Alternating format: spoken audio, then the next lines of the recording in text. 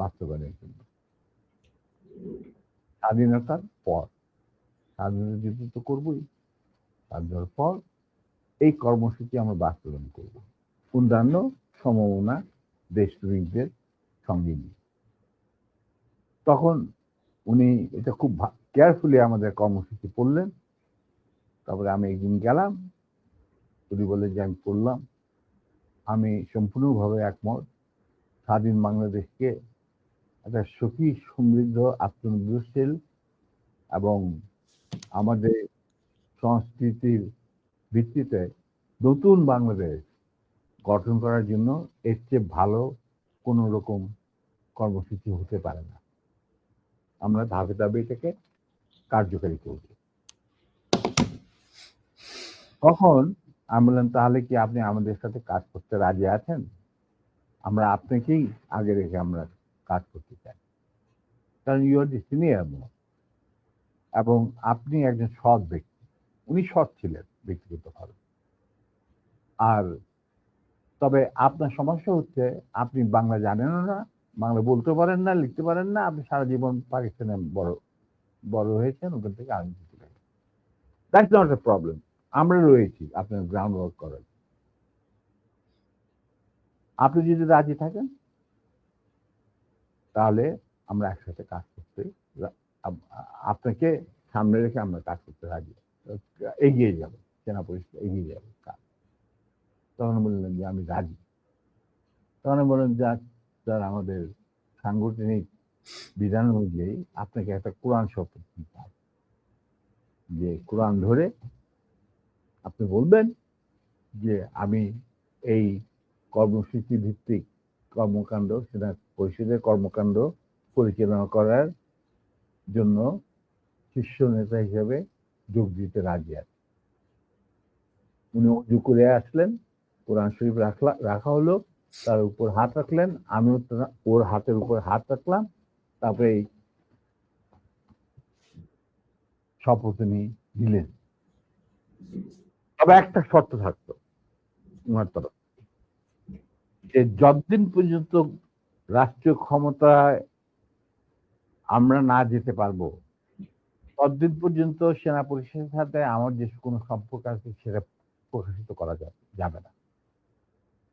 আমরা বললাম আমরা সবাই পরামর্শের মাধ্যমে বললাম বললো শুধু তুমি আর নূর, এই দুজনের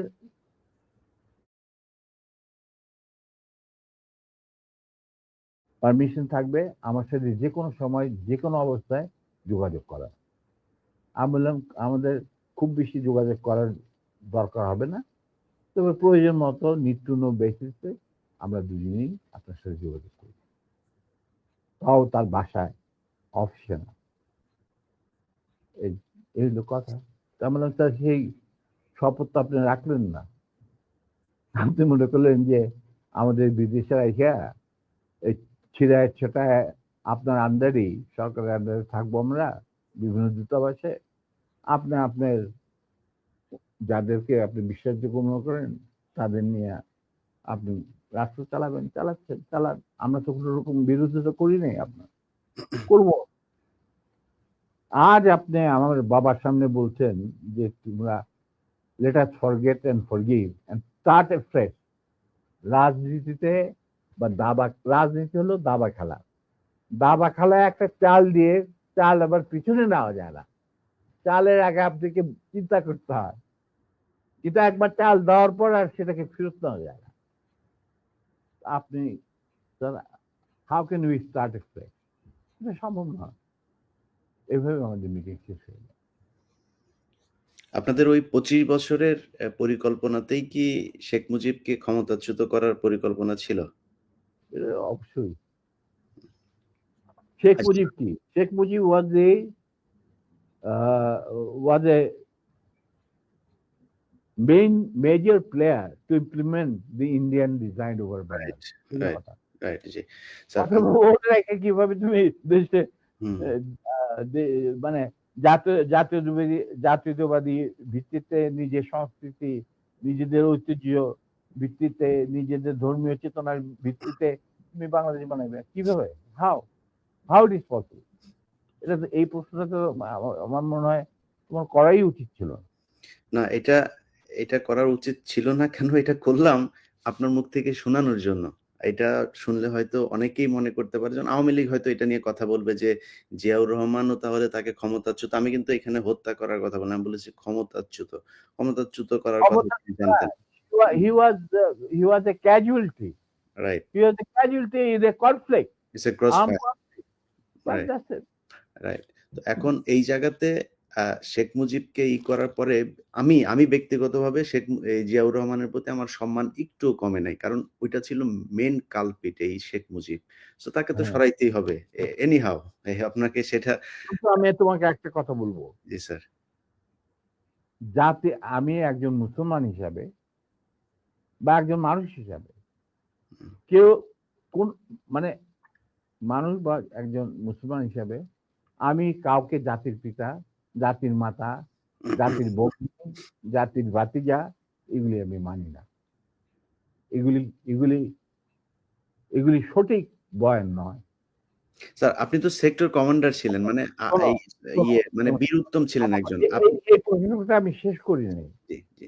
আমরা এই যে সভ্য সমাজ তথাকথিত যেখান থেকে আমরা গণতন্ত্রের সবক নেই, যেখান থেকে আমরা মানবাধিকারের সবক নেই, যেখান থেকে আমরা শিখি হোয়াট ইজ ব্যক্তি স্বাধীনতা, বলার স্বাধীনতা, এই সমস্ত যারা যেখান থেকে আমরা সবক নেই, সেই সমস্ত দেশে কি জাতির পিতা, জাতির ফিতা, জাতির বাতা, এই সমস্ত আছে? বলো কোন দেশ আছে? ইউএসএতে কয়েকজনকে তারা মানে ইউএস এর ফাউন্ডার মনে করেন। ফাউন্ডিং ফাদারও কেউ বলে না। রাইট। দেখো, Nelson Mandela was a friend of mine.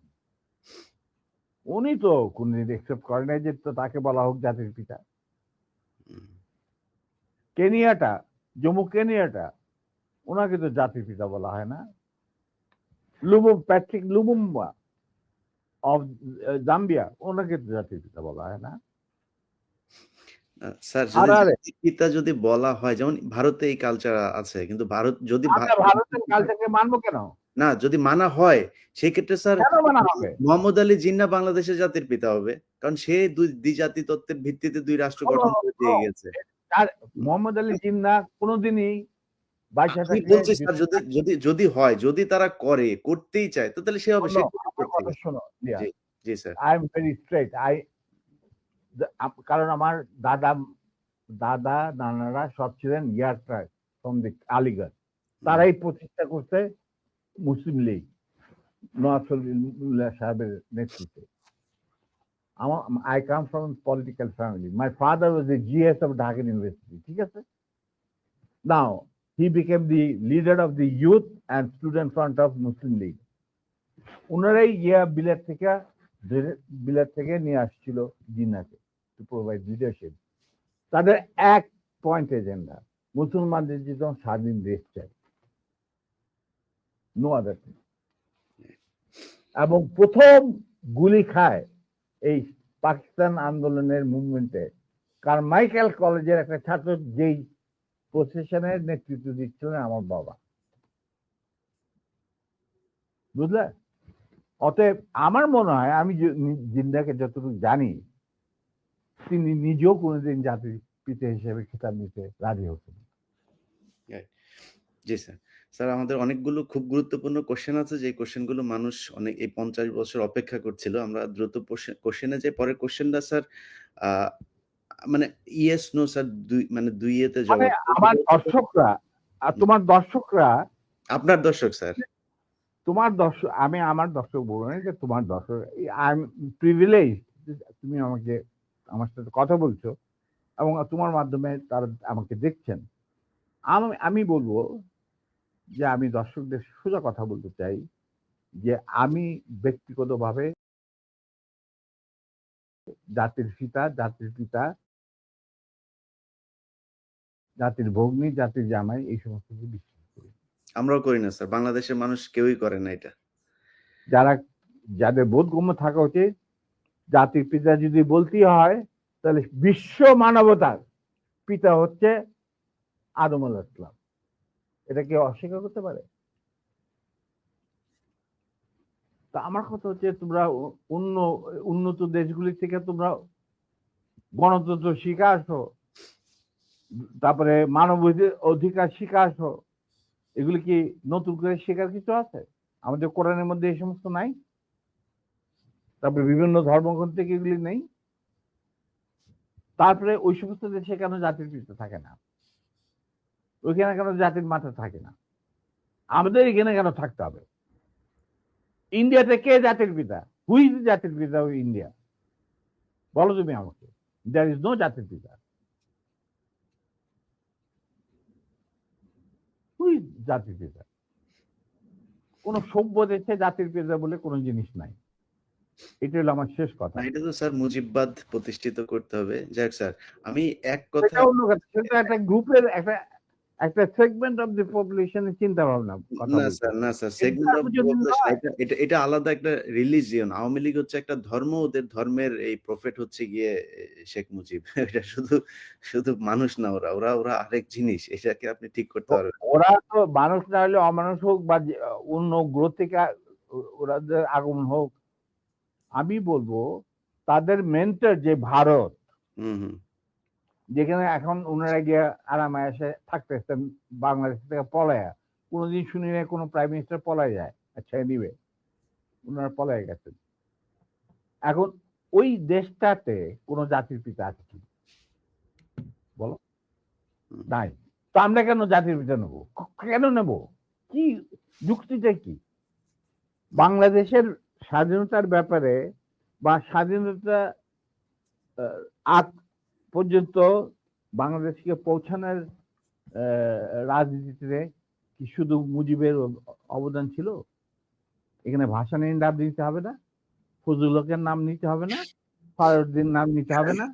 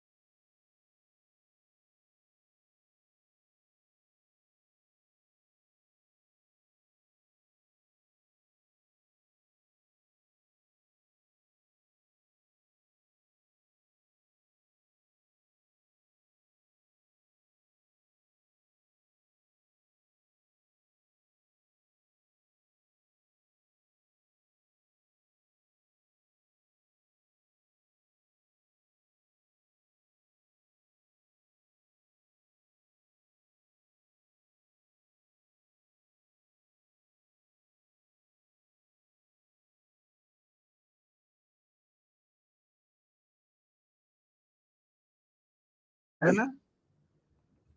বলো তুমি আমি পরিষ্কার ভাবে। কেন? তাহলে মুজিব কিভাবে জাতির পিতা হবে? একমাত্র মুজিবই কি বাংলাদেশের ঠিকাদার? না, আমি সেটা মনে করি না। মুজিব তো কোনোদিন স্বাধীনতা চাইনি বাংলাদেশের জন্য। He never wanted that Bangladesh should be independent. Agartala ষড়যন্ত্র মামলা টামলা এই সমস্ত আবল তাবল কথা বলে, কিচ্ছা বলে। আসল কিচ্ছা তো আগরতলা, মানে স্বাধীনতার কথা সেনাবাহিনীর এক তরুণ অফিসার প্রথম চিন্তা করেছিল। তিনি ছিলেন flight commander, commander Wajem Hossain, Pakistan নেভির চৌকুশ অফিসার। জি স্যার, অনেক অনেক গুরুত্বপূর্ণ কথা আছে যেগুলো মানুষ শুনতে চায়, সেখানে যাই আমি। কথা হচ্ছে যে শোনো, জি। যার যা প্রাপ্য তাকে সেটাই দিতে হবে, হুম। সেই মর্যাদা দিতে হবে, জি। নাহলে এটা মুনাফিকিতা। জি। না, সোজা আমি কথা। আমি আপনার কাছ থেকে আমি ধারণা করছিলাম যে আপনি হয়তো শেখ মুজিব সম্পর্কে অনেক বাজেভাবে কথা বলবেন। কিন্তু আমি আপনার রেসপেক্ট এবং শালীনতা দেখে খুবই অভিভূত যে আপনি যথেষ্ট সম্মান নিয়ে আওয়ামী লীগের শেখা উচিত যে মেজর ডালিম সম্পর্কে তারা যা শুনেছে এতদিন, সেই মেজর ডালিম একবারও শেখ মুজিব সম্পর্কে বাজে কোনো ভাষা বলে নাই বা তাকে নিয়ে কটাক্ষ করে কোনো কথা বলে নাই। যাই হোক, তো আমরাও স্যার এটাই বলে আসছি যে আমরা কাউকে অসম্মান করতে চাই না। না, ইভেন আরেকটা কথা শুনতে, জি। এই কথাটা যখন তুমি বললেই, তাহলে আমার বইতে পরিষ্কার লেখা আছে মুজিব পরিবারের সাথে আমার কি সম্পর্ক ছিল। জি। ঠিক আছে? ব্যক্তিগতভাবে বা পারিবারিকভাবে। আমরা কিন্তু তার সাথে বিট্রে করি নাই। আমাদের যখন চাকরি থেকে বের করে দিলেন উনি পিয়ন আইনের মাধ্যমে, ওই যে বিচার করলেন গাজী গোলাম মোস্তফার ঘটনাকে কেন্দ্র করে। আমরা মেনে নিলাম। উনি নিজে রাখলেন আমাকে আর নূরকে। স্যার এটা আমার এই কোয়েশ্চেন একটা। এই কোয়েশ্চেনটা তাহলে করে ফেলি।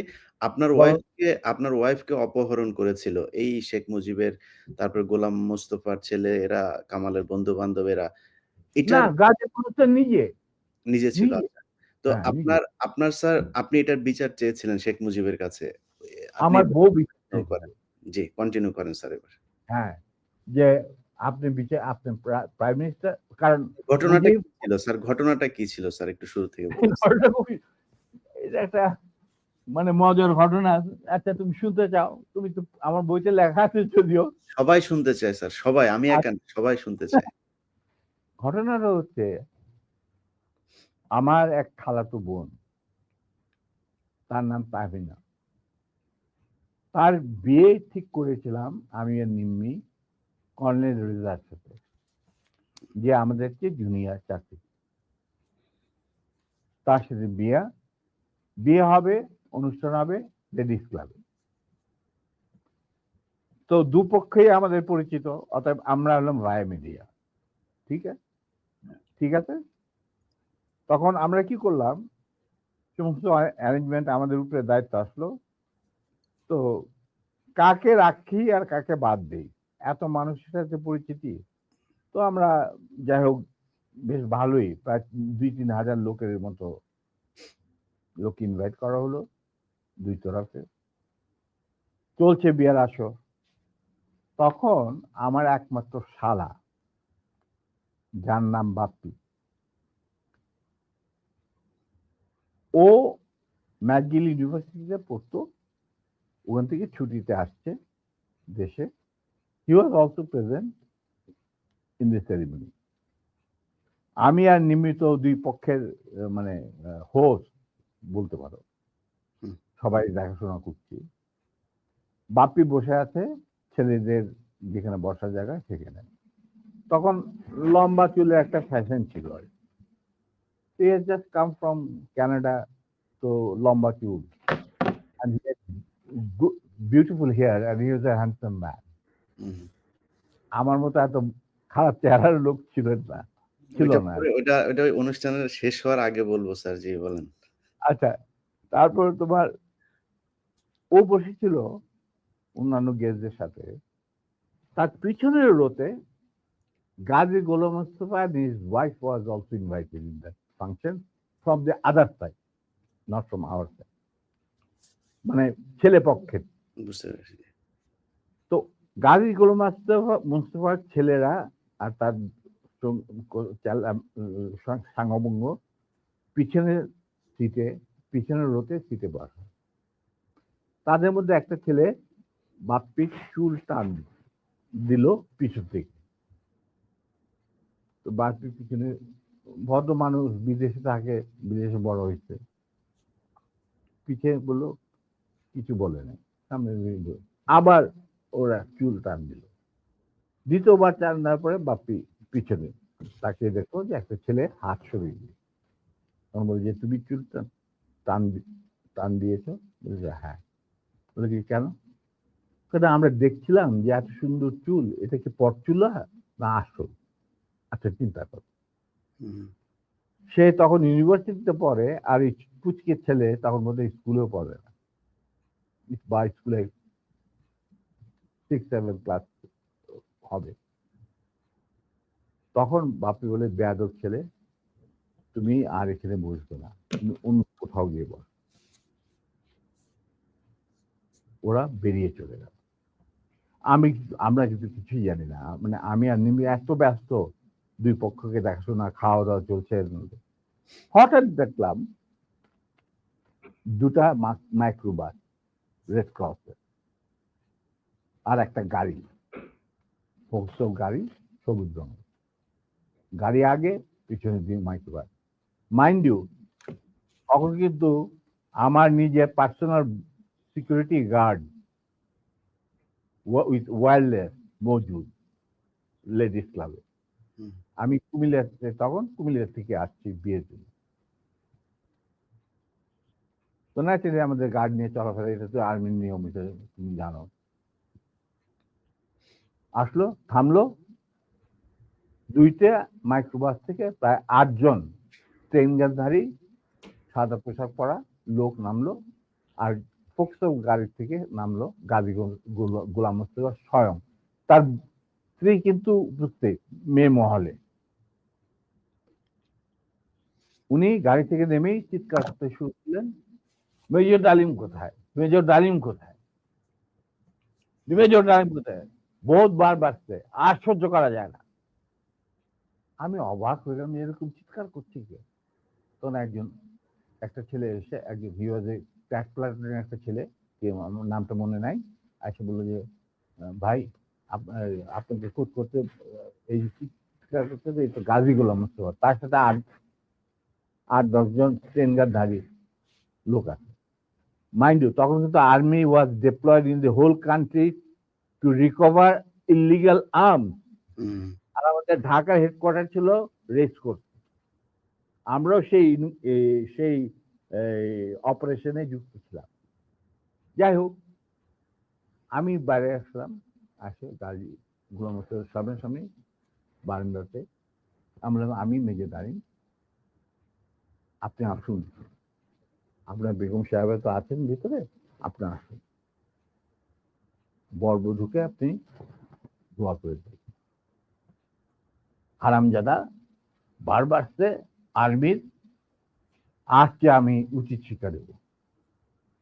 আমি দেখলাম আমার চারদিকে ওই ট্রেনের ঠেকাইলেও প্রায় 4-5 জন মানুষ, আর 4-5 জন খালে দাঁড়িয়ে।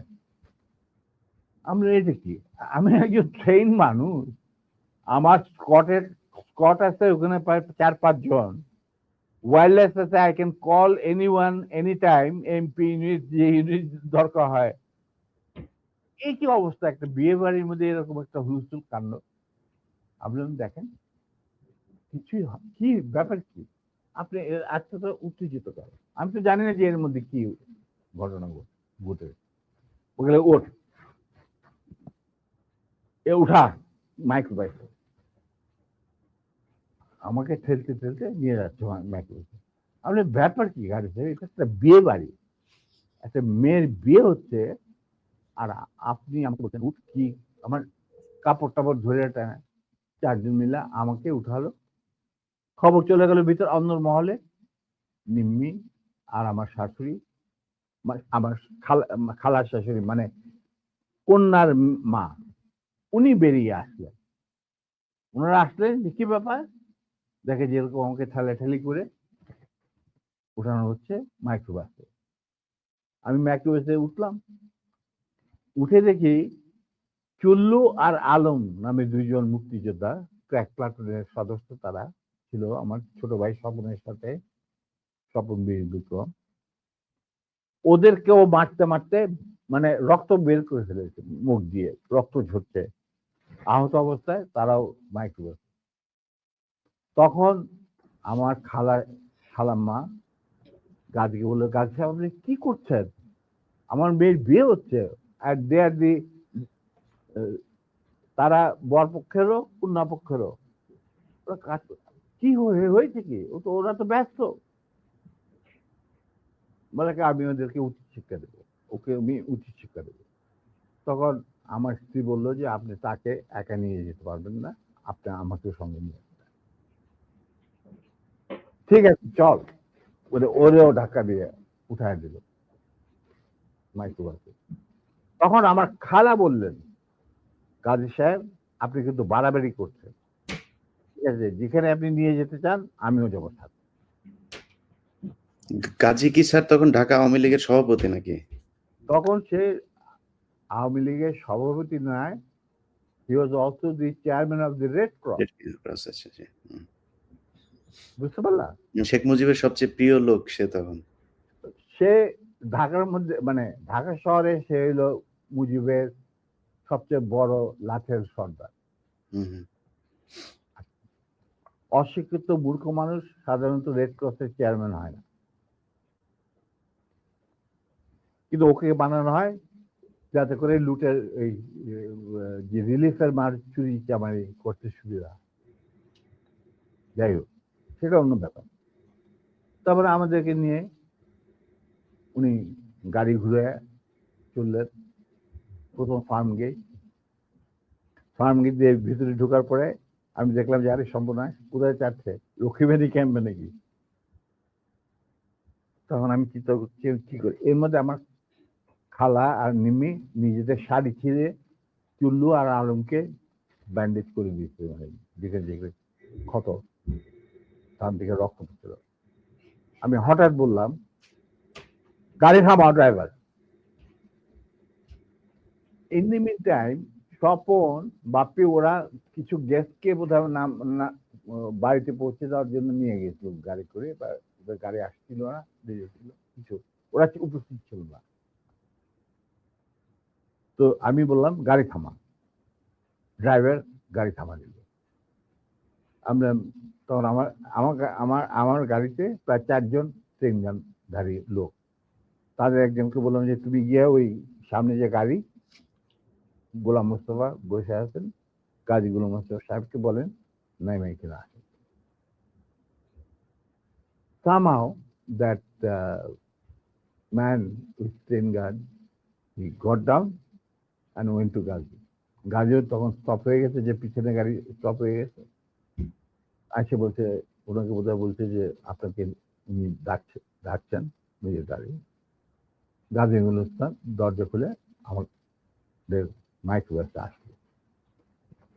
তখন আমি গাজী গোলাম মোস্তফাকে বললাম যে গাজী সাহেব, আপনি তো আমারই নিয়ে চলছেন, কোথায় নিয়ে যাচ্ছেন জানি না, কিন্তু একটা কথা মনে করে রাখেন, আপনাকে মনে করাই দিচ্ছে আপনার ভালোর জন্য, যে আপনি যে আমাদেরকে এই মাইক্রোবাসে রেড ক্রসের মাইক্রোবাসের মধ্যে ঢুকায় নিয়ে আসছেন, এটা কিন্তু হাজার হাজার মানুষ, শয়ে শয়ে মানুষ দেখতে উপস্থিত ছিল। অতএব আপনি কিন্তু আমাদের সাথে যাই করেন আপনি কিন্তু পার পাবেন। এইটা শোনার পর গাজী গেল একটু ঘাবড়ায়, যে তাই তো, আমি যে উঠাই নিয়ে আসছি এটা তো সবাই দেখছে। তখন আমি বললাম যে আপনি যাই করেন, উনি যখন একটু হতভম্ব হয়ে বোধ দেখাচ্ছে, আমি বললাম যে গাজী সাহেব, আমি আপনাকে একটা পরামর্শ দিই, আপনি যাই করেন আপনি শেখ সাহেবের কাছ থেকে আগে পারমিশনটা নিয়ে নেন, এছাড়া আপনি বাঁচতে পারবেন না। এর মধ্যে আমার ছোট ভাই স্বপন বীর বিক্রম ফেরত আসছে লেডিস ক্লাবে, বাপ্পি ফেরত আসছে। ওরা শুনলো যে এই ঘটনা ঘটছে, ওখান থেকে সোজা স্বপন চলে গেল এমপি ইউনিটে, ঢাকা ক্যান্টনমেন্টে। ওখানে গিয়ে বললো যে এরকম অবস্থা, বিয়ে বাড়ি থেকে কিডন্যাপ করে। এই বিয়েতে কিন্তু জিয়া রহমান উপস্থিত ছিল, শফিলিও উপস্থিত ছিল, খালেদ মোশাররফ, মানে সবাই উপস্থিত ছিল। আচ্ছা, তো ওনারা তখন চলে গেছেন। সেদিন কি ছবি দেখানোর কথা ছিল, সত্যজিৎ রায়ের কি যদি মহানগর না কি একটা ছবি, তো ওটা দেখার জন্য সবাই চলে গেছে আগে তাড়াতাড়ি খাওয়া দাওয়া করে। তখন এই খবরটা পাওয়ার পরে the CEO of the MP unit এই খবরটা ব্রিগেড মেস, ইউনিট মেস সবখানে এটা সে জানাই দিল। ইয়াং অফিসাররা লুঙ্গি গেঞ্জি পায়জামা যে যা পরা ছিল সবাই ঢাকা শহরে বের হয়ে আসে। তারা খুঁজতে লাগলো যে আমাদের অ্যাবডাক্টেড অফিসার তার ওয়াইফ কোথায়। আর একদল সোলজার এমপির পাঠানো হলো, যারা ওই অবৈধ অস্ত্র কালেকশনে ডিপ্লয় ছিল, গাজীর বাড়িতে যাদের পাইছে সবাই বন্দুকেরা নিয়ে আসছে রেস্ট ময়দান। আমি কিন্তু এগুলো কিছু জানি না। গাজী তখন আমার কথা শোনার পর ও ওদের কিছু চিন্তা করলো, চিন্তা করার পরে দেখলাম যে উনি লক্ষ্মীবেনের দিকে না গিয়ে 32 নম্বরের দিকে যাচ্ছে কলাবাগানে। আমি বললাম যে আলহামদুলিল্লাহ। তখন 32 নম্বরে গার্ড রেজিমেন্ট ছিল, ফার্স্ট ফিল্ড রেজিমেন্ট, যেটা আমার হাতে করা। তারা গার্ড দিচ্ছিল প্রাইম মিনিস্টারের বাড়ি, আমার জানা আছে। তো গাড়ি চললো, আমরা পিছিয়ে পিছিয়ে চললাম আবার কাফেলাকে গাড়ি 32 নম্বরের গেটের ভিতরে ঢুকতে না দিয়ে বাইরে খাড়া করায়, স্টপ করার পর গাড়ি তার গাড়ি নিয়ে ভিতরে চলে, আমরা ওখানে থাকলাম। ইতিমধ্যে যখন এরকম সারা আর্মি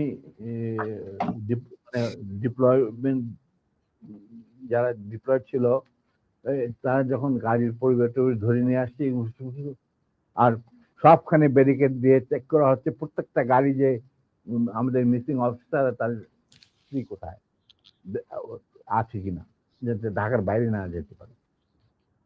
এই হুলস্থুল চলছে।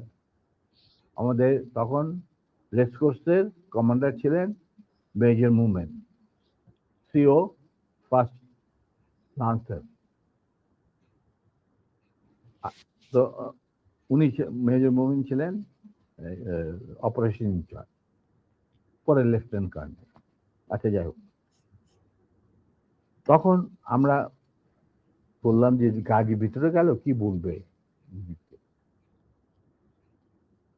ঠিক সেই সময় দেখলাম একটা সাদা টয়োটা গাড়ি আসলো, ড্রাইভিং সিটে বসা স্বপন, পাশে বসা আমার বোনের জামাই লিটু, আবুল খায়ের লিটু, যে নাকি বেঙ্গল গ্রুপের মালিক, বিরাট ধনী ব্যবসায়ী, ওই সালমান রহমান তোমানের সাথে সবাই একটা।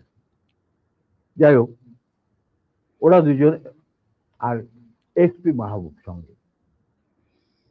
এসপি মাহবুব ছিল মুজিবের খুবই বিশ্বস্ত একজন কিলার, মানে তাকে যে সমস্ত এই মানুষ মারা টারা হতো আর কি। ঢাকা জেলার SP. SP Mahbub, not major. He was given during the war he was given rank of a captain. Mahbub was a good friend of mine, and anyway, ওদের গাড়ি যখন আসলো, আর গাড়ি থেকে পরে আমি এই গল্প মাহবুবের কাছে শুনছি যে স্বপন এই ক্যান্টনমেন্টে জানানোর পর সে চলে গেল মাহবুবের বাসা। মাহবুবের কিন্তু সেই বিয়েতে আসার কথা। তো সে ওয়্যারলেসে জানাইছে যে আমি মানিকগঞ্জ থেকে ফিরছি খুব সহসাই, আমি বিয়ে বাড়িতে আসছি, তো আমার দেরি হবে। তো স্বপন চলে গেছে তার বাসায়, সে তাকে মিন্টন রোডে, মানে ক্লাস 1 গ্যাজেটেড অফিসারদের জন্য একটা এনক্লেভ আছে, তুমি হয়তো জানো, দেখেছো কিনা জানি না। তখন বাংলো ছিল, এখন বোধহয় মাল্টিপ্লেক্স ফ্ল্যাট, ওই ইন্টারকনের সাথে। তো সেখানে মাহবুব থাকতো একটা। তো ফ্ল্যাটে লিটু আর স্বপন গিয়ে উপস্থিত হয়েছে। ঠিক সেই মুহূর্তে Mahbub was getting ready to come to marriage ceremony. Manikganj থেকে ফিরে আসছে, উপরে এটা দেখা যায় মাহবুব কাপড় টাপড় পরতে, চুল আছে। তখন লিটু আর স্বপনকে দেখে বললো যে কি ব্যাপার, তোমরা এখানে কেন? আমি তো আসছি, আমি তো বলছি তোমাদের জানাইছি, আমার অফিস থেকে জানানো হয়েছে, জানানো হয়নি যে আমি দেরি হবে মানিকগঞ্জ। হ্যাঁ, কিন্তু মাহবুব এক ঘটনা ঘটছে। বলে কি ঘটনা? যে নিম্মি আর ডালিমকে উঠায় নিয়ে গেছে গাজীর গরম বিয়ে বাড়ি থেকে। কোথায় নিয়ে গেছে, কি হয়েছে জানি না, তবে তার পরিবারের সবাই এখন অ্যারেস্ট করা হয়েছে। তারা সব ওই সাউদি উদ্যানে আছে, মানে রেস্ট করছে। আর্মি সারা ঢাকা শহরে ছড়ায় পড়ছে, তার প্রত্যেকটা গাড়ি চেক করতেছে যে looking for the missing officer and abducted officer and his wife. মাহবুবকে চাই নাকি? এটা তো সাংঘাতিক কথা। গাড়িতে তো বিশ্বাস করা যায় না বলে সে রেড টেলিফোন করতে, মানে হাত দিতে গেছে, রেড টেলিফোন বেজে উঠছে। কে? শেখ মুজিব। ফোন মাহবুব।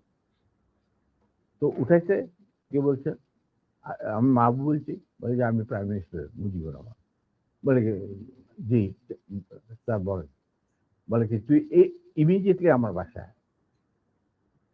এর মধ্যে chief of staff, deputy chief of staff, CGS, Khalid Mosharraf এদেরকে ডাকানো হয়েছে, এরাও আসছেন।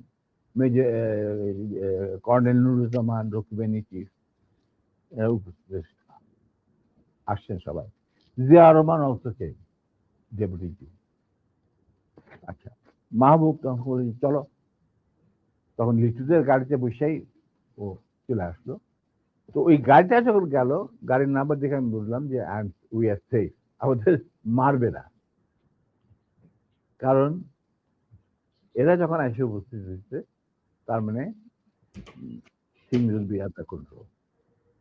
আর সারা দেশে কি হচ্ছে এগুলো কিন্তু জানি না, মানে সারা ঢাকা শহরে। তখন গেটের সামনে থামলো, ওটা থেকে মাহবুব নামলো, সব ওনার লিটু গাড়ি নিয়ে দূরে গিয়ে সামনে ব্রিজের কাছে থামলো, গাছের ছায়া নিচ্ছে। আমরা যে মাইক্রো বাসটা আসছি, ওটা কিন্তু ওরা জানে না। মাহবুব চলে গেল ভিতরে। ইন দি মিনটা আমি চিন্তা করছি যে আমি কি করব, কি করা কি। আমার ফার্স্ট ফিল্ডের রেজিমেন্টের লোকেরা মুজিবের গার্ড রেজিমেন্ট হিসেবে তখন নিয়োজিত। আমি যদি একটা আওয়াজ দেই, তখন তো তারা সমস্ত ব্যারেল ঘুরাই দিবে। কিন্তু এর মধ্যে একটা ক্রস ফায়ারের সিচুয়েশনে কে মরবে কে বাঁচবে, এটাও তো একটা সমস্যা। এটা বোধহয় ঠিক হবে না। যেহেতু মাহবুব ভিতরে গেছে, লেটস সি হোয়াট হ্যাপেন। কিছুক্ষণের মধ্যেই মাহবুব, আমি দেখলাম যে মাহবুব না, শেখ কামাল, রেহানা, তারপরে শেখ জামাল, বেগম মুজিব নিচে গেটের বাইরে এসে আমাদেরকে খালাম্মা টালাম্মা চলার অসুবিধা, মানে রক্তাক্ত চুল্লু, ওদের দেখে তো ওরা ঘাবড়ায় গেছে। তারপরে নিম্মির অবস্থা, তো ভিতর নিয়ে আমাদের ভিতর নিয়ে গেল। তখন ভিতর না যাবো দেখলাম সিটিং রুমে প্রথম আমাকে ডাকলেন মুজিবুর রহমান আর আমার নিম্মিকে।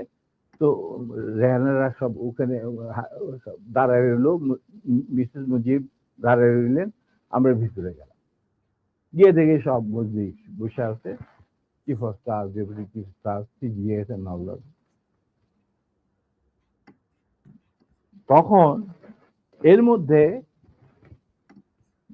গাজী গোলমেস্তার বাসা থেকে ফোন আসছে প্রাইম মিনিস্টারের কাছে যে বাড়ির সবাই ধরে নিয়ে গেছে আর্মি। যতক্ষণ পর্যন্ত আমাদের অফিসার লেডি ওয়াইফকে না পাওয়া যাবে, আমরা কাউকে ছাড়বো না। আর ওই গার্মেন্ট 17 দিন যে গার্মেন্ট গিয়েছিল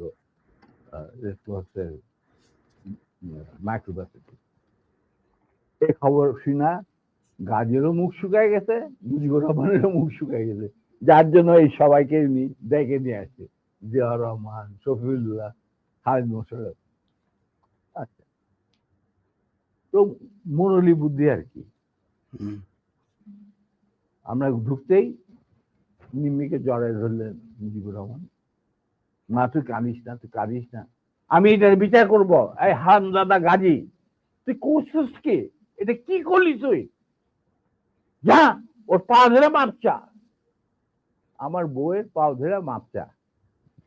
গাজী একটু অগ্রসর হওয়ার পর আমার বউ বলল, নিজের চপ্পল খুলে বলল, খবরদার, তুমি আমার ক্ষমা পাওয়ার যোগ্য নয়, আমি তোমাকে ক্ষমা করতে পারবো না, তুমি পিছিয়ে যাও।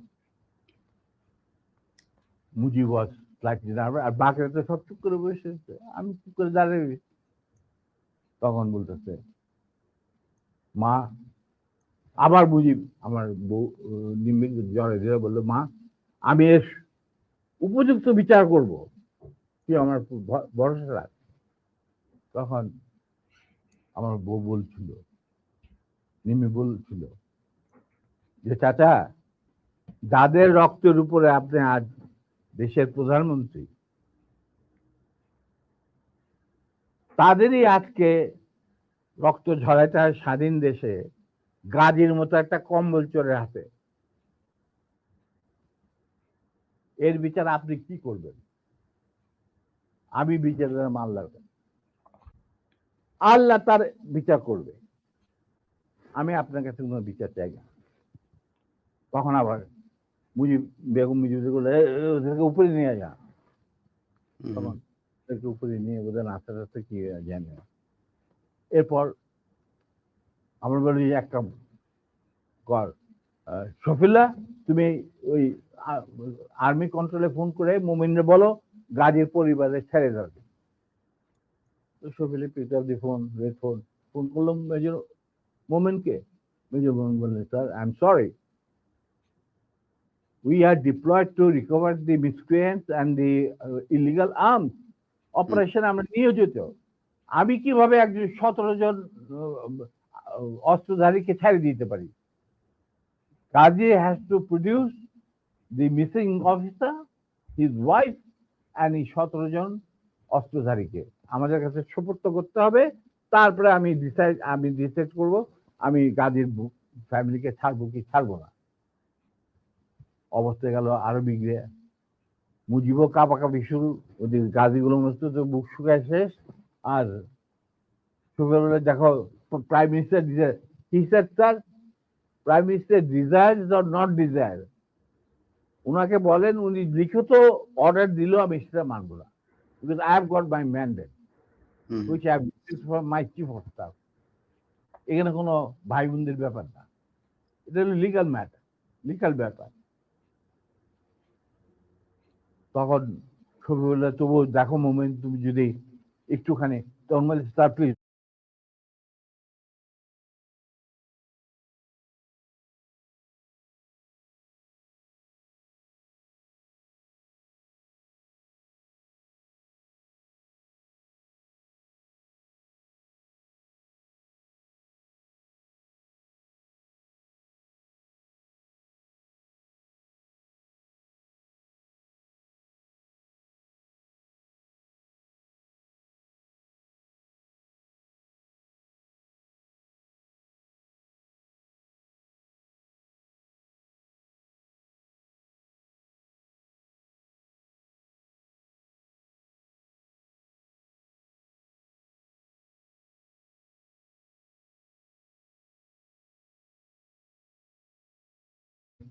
star, please don't.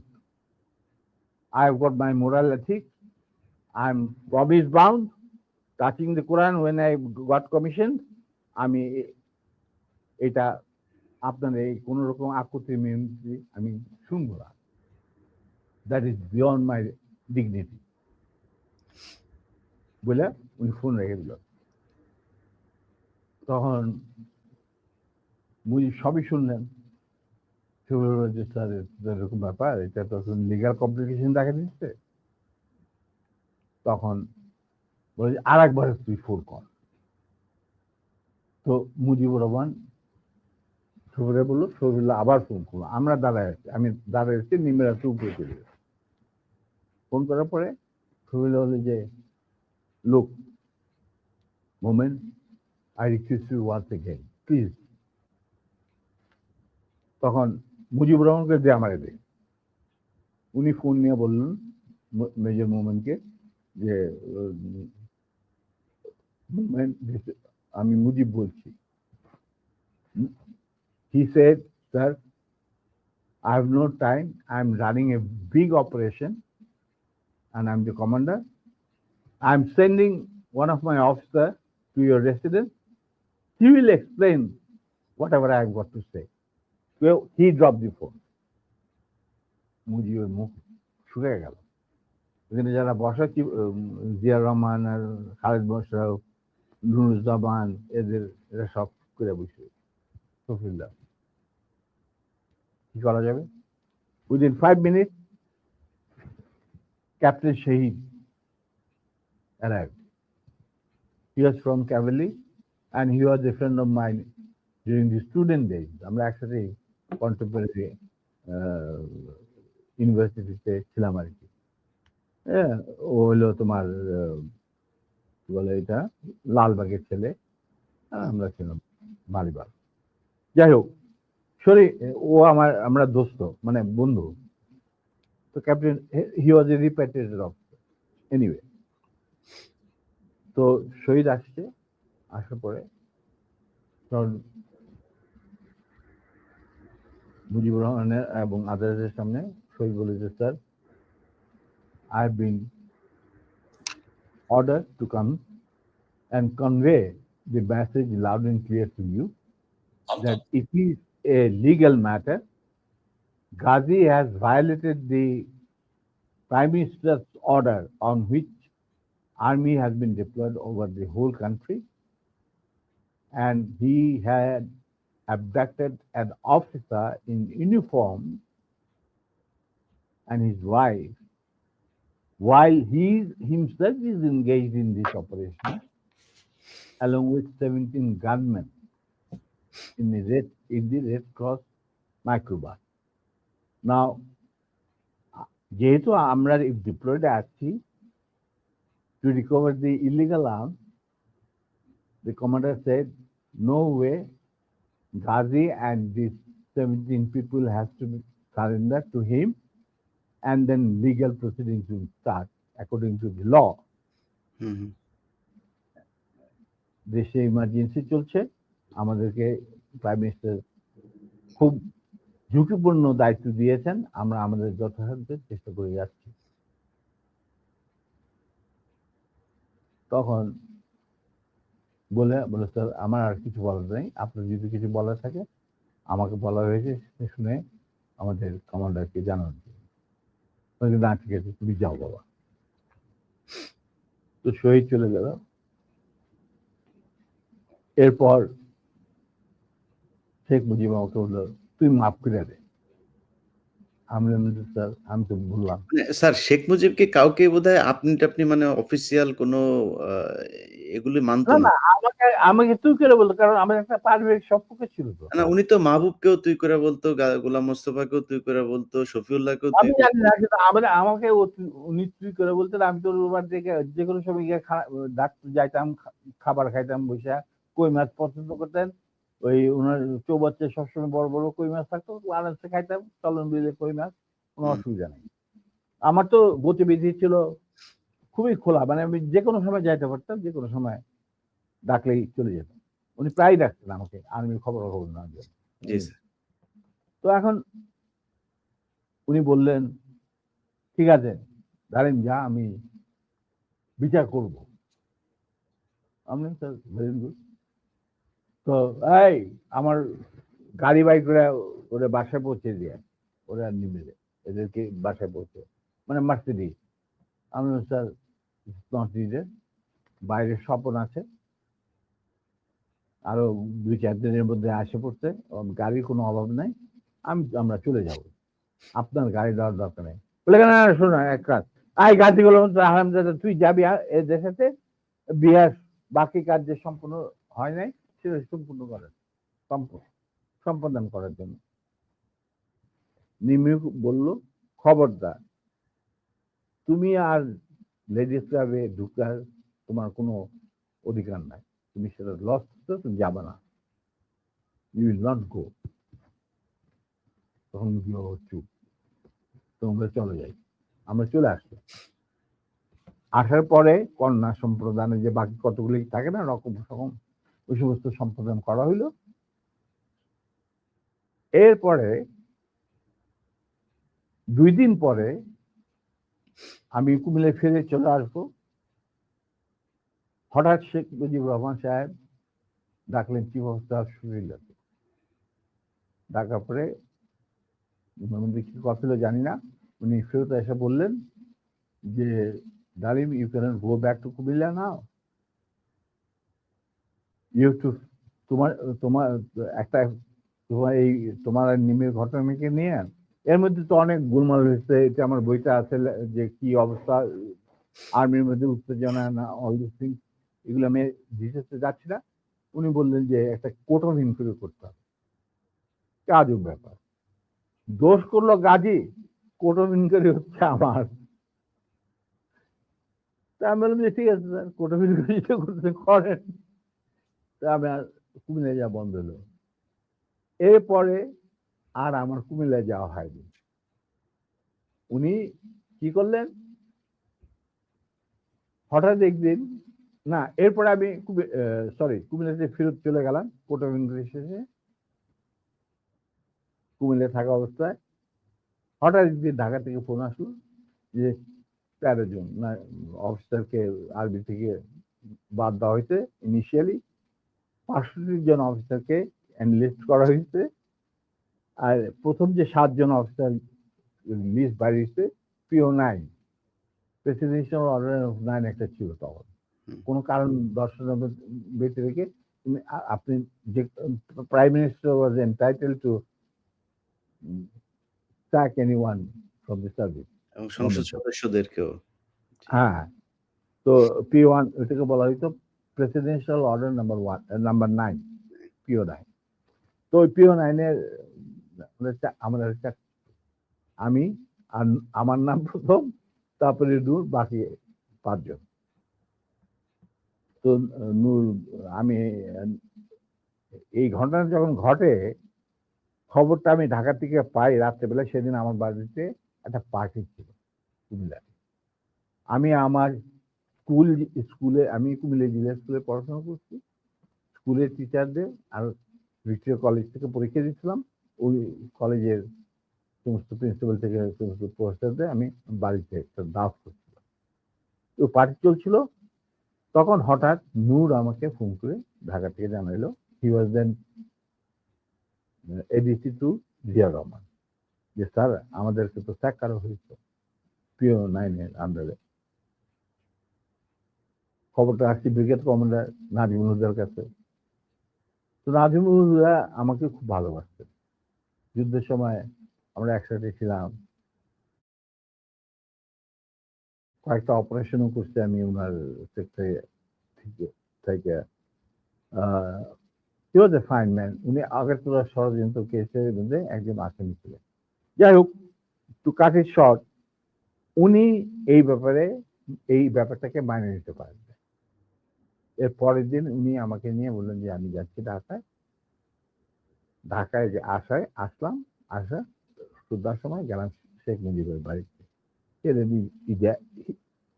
He also had an easy access to Sheikh মুজিবের house. গিয়া শেখ মুজিবকে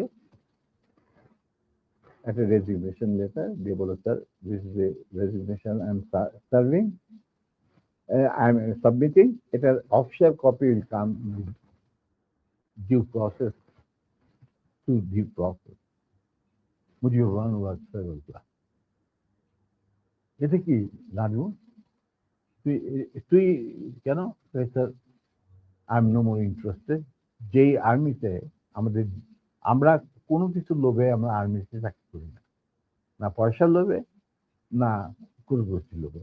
আমরা শুধু আমাদের দেশের খেদমত করার স্বার্থে আর নিজেদের আত্মসম্মান বজায় রাখার জন্য আমরা ইউনিফর্ম ধারণ করি এবং ওত নিই।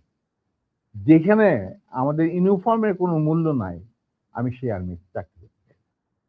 যদি আপনি আমার অনেক কাছের লোক, তবে আপনার প্রতি আমাদের শ্রদ্ধা থাকবে। এদের যদি আপনি চাকরি থেকে বাদ দেন, আমি সেই জায়গায় চাকরি করতে না। You become very emotional. তোরা খালি তোদের দিক দেখো, আমার দিকটা কেউ দেখে না। তখন উনি বললেন যে স্যার আপনার দিক দেখা আপনি যথেষ্ট, আর অনেক লোক আছে, বাস this is my final decision. তো আমরা বেরিয়ে আসছিলাম সালাম জানায়, তখন মুজিব আমাকে বললো যে ডালিম তুই একটু থাম, হুদা তুই একটু বাইরে যা। হুদা বাইরে গেল, আমার বললো যে তুই আর নূর আমার সাথে রাখছি বাসায় যত তাড়াতাড়ি সম্ভব। তো গেলাম মুজিবের, আমরা প্রথম যাইতে চাই না, কেন যাবো ওখানে, সেই জন্য। যাই হোক, আবার রিমাইন্ডার আসলো মুজিবের তরফ থেকে, তখন তো আর মানা করা যায় না। গেলাম, যাওয়ার পর that was the last meeting between us and between me and Sheikh Mujib পরিবার। যথাযথ ৩ তলায় এই রুমে যেখানে গোপন মিটিং হতো ওখানে গেলাম। রেহানা চাটা দিয়ে গেল, আমি নূর আর তো আমরা চাটা খেলাম। হ্যাঁ, শেষে বলে দেখো বাবা, তোরা শুধু তোদের সাইডটা দেখা, আমার সাইডটা দেখ, আমার তো পার্টি নিয়ে চলতে হয়, আমি তো একজন রাজনীতিবিদ, পার্টি বাদ দিয়ে তো আমি চলতে পারি না।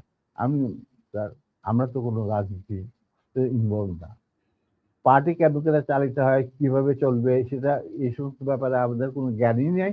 আপনার জ্ঞান আছে, আপনার জ্ঞান আপনার কাছে রাখেন, আমাদের কেন এই সমস্ত বলতে বলে কি, না না তোরা তো আমার এই ডিসিশনে পার্টি চাপে আমাকে, আমি এই সিদ্ধান্ত নিতে হচ্ছে। হ্যাঁ স্যার, আপনি ভালোই সিদ্ধান্ত নিচ্ছেন, 65 জন অফিসারকে চাকরি বার করে দিলে কি অসুবিধা হবে, আর্মিতে তো হাজার হাজার অফিসার আছে।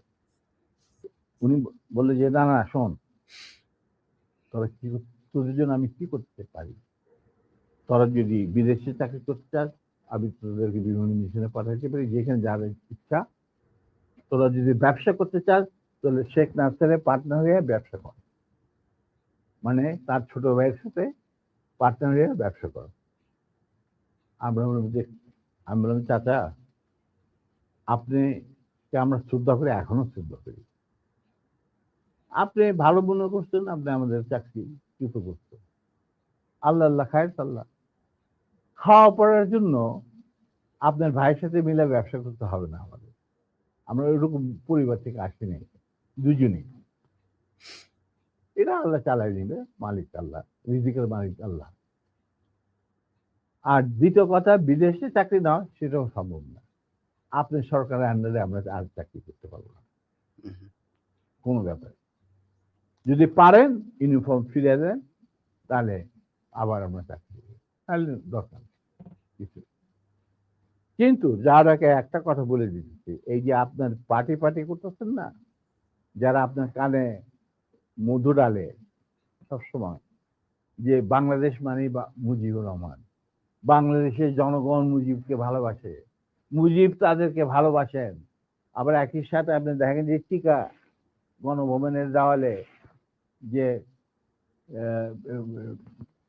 মুজিব বলে কম্বল তোরা গাদি, এতগুলি কম্বল এলো, আমার কম্বলটা কই, সেটাও বাংলিশ করে বাইরে পাঠাই হারামজাদা। এদের নিয়ে আপনার রাজনীতি করতেছে করেন।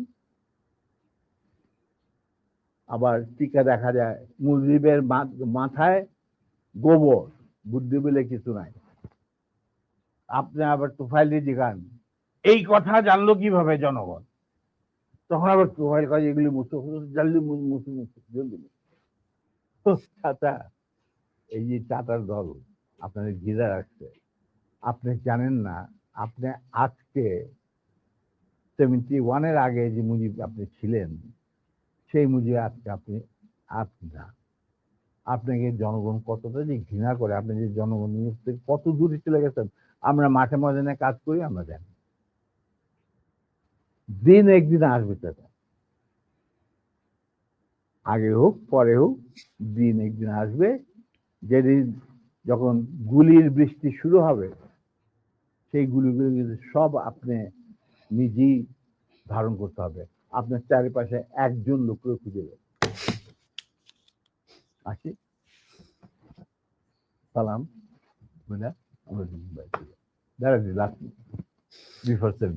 স্যার, আপনার অ্যাসিস্ট্যান্ট যারা আছে তারা আমাকে একটু হারি আপ করতে বলছেন। আমি এক কথায় একটা কোশ্চেনের উত্তর নেই যে শেখ মুজিব বেশি খারাপ মানুষ ছিল না শেখ হাসিনা বেশি খারাপ ছিল স্যার? দেখো, অ্যাকচুয়ালি শেখ হাসিনা তো তখন খুবই ছোট, তার সাথে তেমন একটা ইন্টারাকশন ছিল না, বিয়ে হয়ে গেছে ওয়াজেদের সাথে, কিন্তু আমি দেখতাম যে প্রত্যেক দিন রাত্রেই মায়ের খেতে খেতে আইতো মুজিব, আমার বেগম মুজিব খাওয়াই টাওয়াই পাঠাই দিত। আচ্ছা,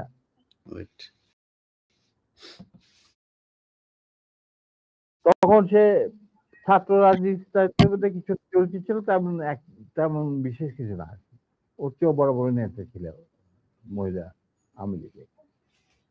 অতএব আমি এই ব্যাপারে তেমন একটা বলতে পারবো না, তবে স্বৈরাচার হিসাবে বলতে পারবো। হ্যাঁ, আমি এটাই বলছি জি স্যার, এখনকার হাসিনার কথা বলছি জি স্যার। এখনকার হাসিনা ওয়াজ ফার মোর